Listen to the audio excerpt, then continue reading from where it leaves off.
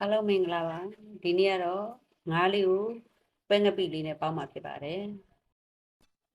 ပါဝင်တဲ့ပစ္စည်းကတော့ကြက်သွန်အနီလေးရယ်ကြက်သွန်ဖြူလေးရယ်ဂျင်းလေးရယ်ဖြစ်ပါတယ်ဒီလေးထည့်ချပါမယ်ဂျင်းရယ်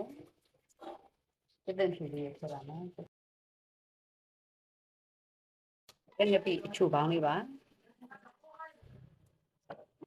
နည်းမုတ်လေးနည်းနည်းထည့်ပါတယ်ကြက်သွန်အဖြူလေးရပြီဆိုရင်ငါးလေးထည့်ချပါမယ်မုတ်လေးနည်းနည်းထည့်ပါတယ်ပဲငပိလေးအငံတက်ရှိရတဲ့စားမထည့်ပါဘူး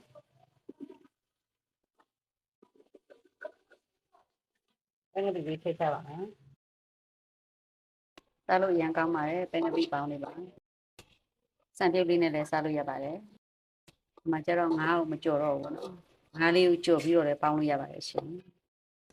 ကဲပဲငပိပေါင်းလေးရပါပြီမျိုးဒီစိမ်းလေးထည့်ချပါမယ်စားလို့အရန်ကောင်းတယ်ငါးပဲငပိပေါင်းလေးတစ်ခွက်ရပါပြီရှင်အားလုံးကျေးဇူးတင်ပါတယ်ရှင်